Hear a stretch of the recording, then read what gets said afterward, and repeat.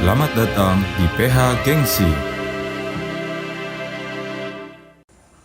Hai, kali ini aku akan bahas kembali buku Aku Radio Bagi Mamaku karya Abinaya Gina Jamela. Penerbitnya Gorga tahun 2018. Nah, kita akan ngebahas dulu pada cover baik depan maupun cover belakang. Nah, di sini kan kelihatan banget ada sejenis antena ataupun pokoknya ya penangkap suara lah, audio. Nah, saya berpikir si adik ini, si tokoh ini ialah dia senang mendengarkan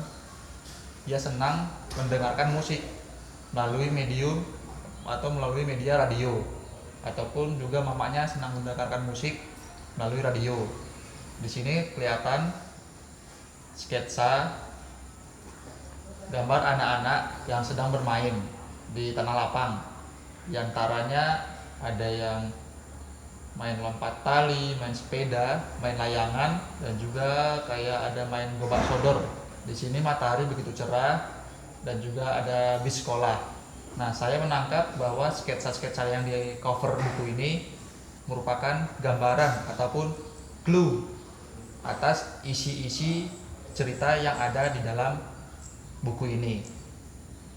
Oke, buku ini bagi saya pribadi bukan cuma untuk bacaan anak-anak saja, tapi juga orang tua bisa membaca. Banyak hal-hal yang dapat kita ambil ataupun dapat kita peroleh, seperti pembentukan pola pikir agar jangan takut mengambil hal-hal yang telah terjadi di depan mata kita, dan juga kita harus mengambil tindakan secara tepat dan cepat atas hal-hal yang telah terjadi di depan kita. Terdapat juga sebuah konflik yang diakibatkan oleh sebab akibat yang dialami oleh anak-anak seusia anak SD. Bukan hanya anak SD saja ataupun anak-anak SMP, namun orang dewasa juga mengalami hal yang tersebut, berupa seperti pemberian hukuman yang tidak sewajarnya, pemberian hukuman yang kurang edukatif untuk anak sekolah tingkat dasar, beberapa ragam-ragam protes. Misal ketika anak SD tidak membawa bekal, mereka dihukum, baik itu dihukum oleh kepala sekolah maupun guru. Padahal hal yang simpel seperti membawa bekal, atau mungkin terlambat disuruh berdiri di depan tiang bendera sambil hormat. Jika anak SD terlambat boleh dihukum, tapi mungkin lebih edukatif seperti membuat cerpen ataupun menggambar, tidak untuk berdiri di tengah lapangan menghadap ke tiang bendera ataupun membersihkan toilet. Nah, beberapa cerita yang ada di dalam buku ini terdapat ragam protes yang ditujukan kepada orang dewasa. Nah, ragam-ragam protes yang ditujukan kepada orang dewasa itu termasuk ke mamanya, kakaknya, kepala sekolah. Terdapat 10 poin ataupun 10 cerpen, cerita-cerita pendek yang mengingatkan kita kembali ke masa-masa waktu SD dulu, bermain gobak sodor, membaca di perpustakaan, terlambat datang sekolah, memikirkan ataupun berimajinasi hal-hal yang mistis seperti monster tembok, kayu ajaib. Nah, selain itu juga kita bisa mengingat kembali hal-hal suka duka maupun hal-hal ceria ketika kita bermain sewaktu SD. Hal-hal tersebut yaitu ketika kita bermain kejar-kejaran ataupun saat kita bermain malah kita menjadi anak bawang, padahal kita tuh merasa udah paling hebat, udah paling kuat, tapi kok kita dijadikan anak bawang. Kayak ya udah, kalau kamu menang ya lolos menang, nggak usah di kena begitu. Nah, selain itu tokoh ini memiliki tingkat kecerdasan yang mungkin saya rasa berbeda dari anak-anak zaman sekarang. Kenapa begitu?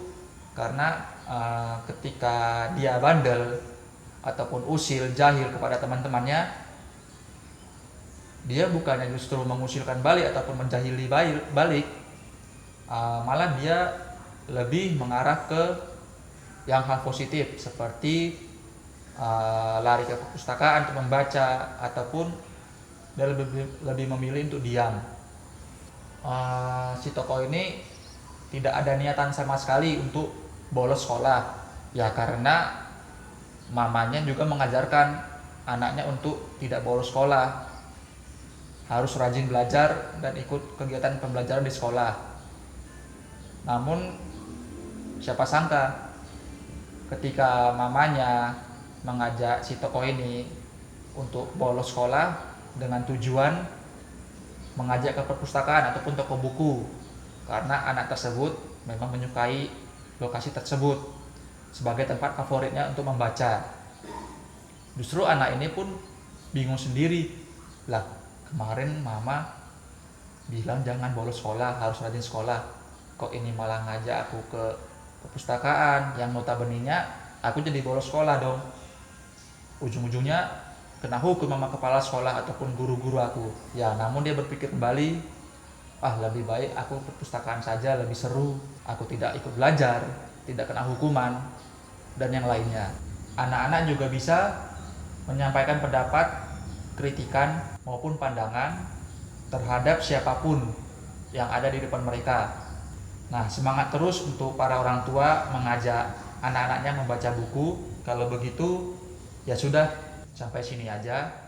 Saya ngebahas buku ini karya Abinaya Gina Jamela. Untuk selanjutnya silakan dicek kembali ke toko buku ataupun perpustakaan, atau mungkin boleh via online. Silakan dilanjutkan membaca buku, karena nanti kalau saya lanjut ngebahas nanti dikira spoiler. Yaudah ya, dah.